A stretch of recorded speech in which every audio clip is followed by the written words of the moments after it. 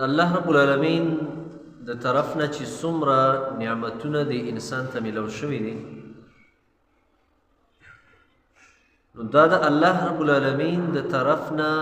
رزق دی چې الله دې بنده ته ورکوي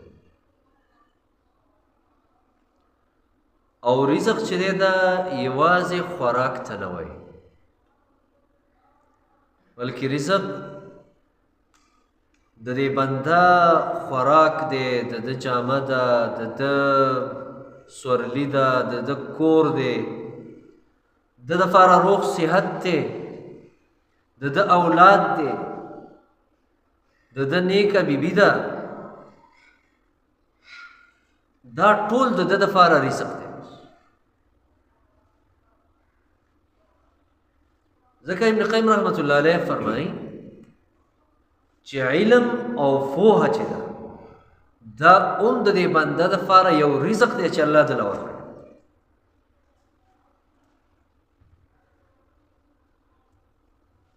اوس دا دی چې کوم رزق الله دې بنده ته ورکړی په هر صورت باندې چې دی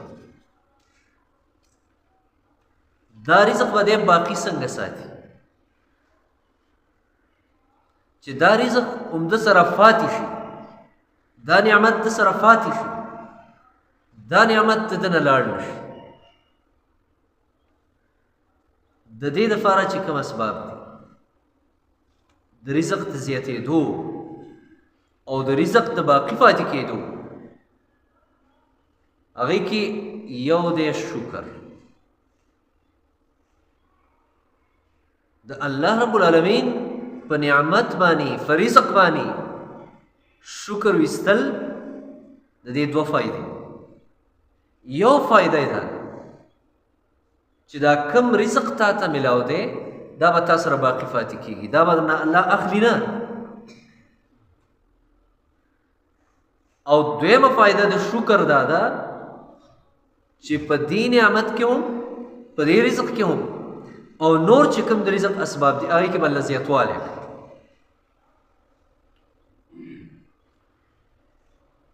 ځکه الله قرآن مجید کې دا فرمایي چې وإذ تأذن ربك لئن شكرتم لأزيدنكم ولئن كفرتم إن عذابي لشديد ستا رب چې کله دا اعلان وکړ د دې خبرې چې که چېرې تاسو شکر ویسته زه به الله نعمتونه زیات کړم او که ناشکري مو کړه نو بېشکه زما عذاب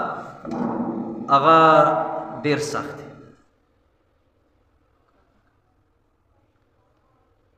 نو یو سبب چې دی